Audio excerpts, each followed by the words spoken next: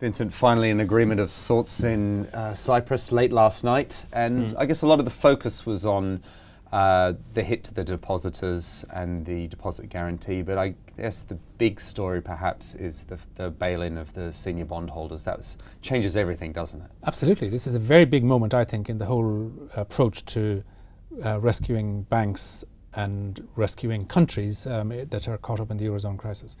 The Cyprus deal essentially wipes out shareholders and all bondholders at Popular Bank of Cyprus. That's the number 2 lender in the country. And that breaks a taboo that has been very sort of fixed up to now, which was that the European Central Bank would not accept any senior bondholders taking any hit whatsoever from previous bank rescues.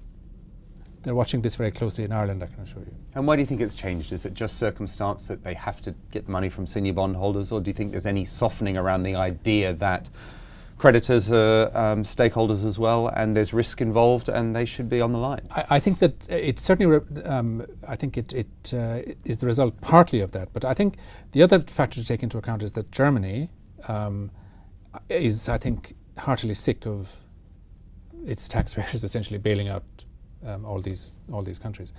I think that what this tells us is that the German government, at least in 2013, when there's the general election in Germany, will not tolerate future bailouts where German taxpayers are on the hook. So other people are going to have to take the pain, and those people are senior bondholders. That's a big shift in policy, and I think that it's a political moment, and it's also a technical moment for the ECB.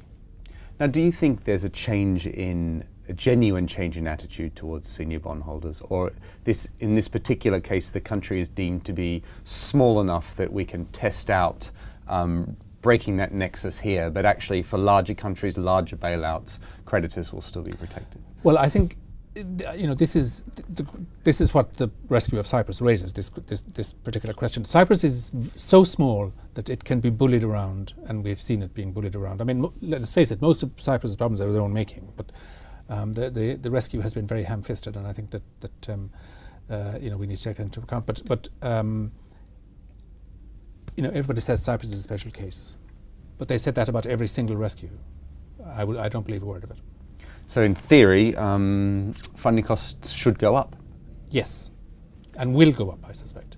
And that will have implications, of course, for any type of company presumably raising debt across Europe. Absolutely, and it also demands an awful lot of bank capital to be held as well. I mean, this has major implications for the whole Basel III structure, it seems to me. Yeah, absolutely. Well, we need to keep a very close eye on this, not just be distracted by the depositing side of this story. Thank you very much for that update.